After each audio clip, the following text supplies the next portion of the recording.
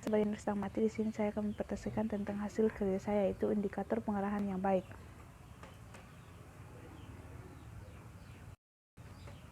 Pengertian pengarahan. Pengarahan merupakan hubungan manusia dalam kepemimpinan yang mengikat para bawahan agar bersedia, mengerti, dan menyumbangkan tenaganya secara efektif serta efisien dalam pencapaian tujuan suatu organisasi. B. Tujuan pengarahan. Menurut Muninjaya tahun 1999, pengarahan bertujuan menciptakan kerjasama yang lebih efisien. Pengarahan bertujuan mengembangkan kemampuan dan keterampilan staf. Pengarahan bertujuan menumbuhkan rasa memiliki dan menyukai pekerjaan. Pengarahan bertujuan mengusahakan suasana lingkungan kerja yang dapat meningkatkan motivasi dan prestasi kerja staf. Yang kelima, pengarahan bertujuan membuat organisasi berkembang lebih dinamis. Pengertian motivasi. Motivasi berasal dari kata Latin mover, berarti dorongan atau menggerakkan. Motivasi adalah konsep yang menggambarkan kondisi ekstrinsik yang merangsang perilaku tertentu dan respons intrinsik yang menampakkan perilaku manusia menurut Schoenberg tahun 1993. Lingkaran motivasi. Seseorang dalam berperilaku pada umumnya dirangsang oleh keinginan untuk mencapai suatu tujuan. Setiap perilaku mempunyai satuan dasar yang disebut kegiatan, artinya perilaku adalah serangkaian kegiatan-kegiatan untuk mencapai suatu tujuan. Faktor-faktor yang mempengaruhi motivasi kerja menurut Herbeck. Yang pertama itu faktor intrinsik, otonomi, status profesional, tuntunan tugas, penguatan. Yang kedua itu faktor ekstrinsik, yaitu kondisi tempat kerja, gaji, upah dan kompensasi, keselamatan kerja, peraturan dan prosedur kerja, hubungan interpersonal, interaksi, supervisi pekerjaan.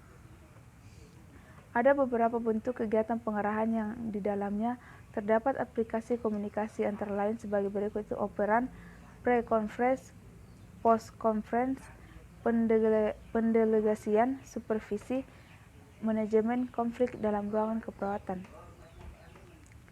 Pengertian konflik dan penyebab atau sumber konflik. Menurut Thomas tahun 1992 dalam Robbins 2003 mendefinisikan konflik merupakan proses yang bermula ketika satu pihak merasakan bahwa pihak lain telah memengaruhi secara negatif atau akan segera memengaruhi secara negatif. Yang pertama itu ada variabel komunikasi, penyampaian informasi yang tidak jelas akibat kesalahan semantik, saluran informasi yang terganggu, dan kemampuan komunikan menerima pesan dapat menyebabkan kesalahpahaman yang menjadi potensi konflik. Yang kedua, variabel struktur. Konflik yang didasarkan atas variabel struktur adalah konflik yang terjadi antara bagian satu dan bagian yang lain, bukan didasarkan atas konflik pribadi. Yang ketiga, variabel pribadi. Sistem nilai dan karakteristik yang dimiliki setiap individu dapat menyebabkan timbulnya perbedaan antar individu yang secara nyata dapat menyebabkan timbulnya konflik. Langkah supervisi ruang rawat, yaitu supervisi mempunyai pengertian yang sangat luas, yaitu meliputi segala bantuan dari pemimpin atau penanggung jawab keperawatan yang tertuju untuk perkembangan para perawat dan staf lainnya dalam mencapai tujuan asuhan keperawatan. Kegiatan supervisi semacam ini adalah merupakan dorongan.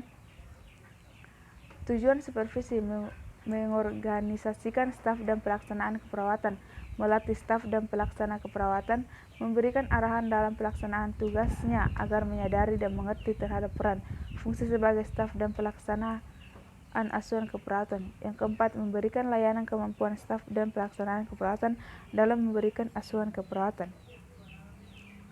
Manfaat supervisi. Yang pertama, supervisi dapat meningkatkan efektivitas kerja. Peningkatan efektivitas kerja ini erat hubungannya dengan peningkatan pengetahuan dan keterampilan bawahan, serta semakin terbinanya hubungan dan suasana kerja yang lebih harmonis antara atasan dan bawahan.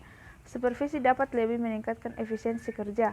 Peningkatan efisiensi kerja ini erat kaitannya dengan makin berkurangnya kesalahan yang dilakukan bawahan, sehingga pemakaian sumber daya, tenaga, harta, dan sarana yang sia-sia akan dapat dicegah.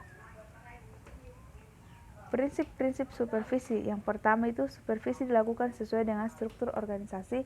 Yang kedua, supervisi menggunakan pengetahuan dasar manajemen, keterampilan hubungan antara manusia, dan kemampuan menerapkan prinsip manajemen dan kepemimpinan. Ketiga, fungsi supervisi diuraikan dengan jelas terorganisasi dan dinyatakan melalui petunjuk, peraturan, tugas, dan standar.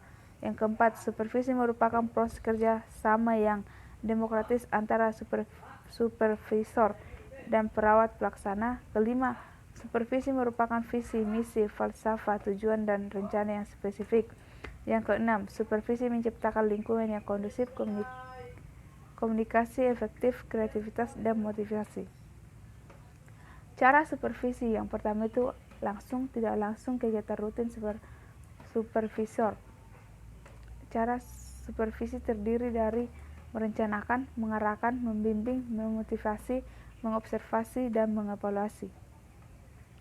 Supervisi tidak langsung. Supervisi dilakukan melalui laporan tertulis seperti laporan pasien dan catatan asuhan keperawatan, dan dapat juga dilakukan dengan menggunakan laporan lisan seperti saat timbang terima dan ronde keperawatan. Pada supervisi tidak langsung dapat terjadi kesenjangan fakta karena supervisor tidak melihat langsung kejadian di lapangan. Oleh karena itu, agar masalah dapat diselesaikan, perlu klarifikasi dan umpan balik dari supervisor dan staf. Cara supervisor. Ya, terima kasih. Mungkin itu saja hasil presentasi saya.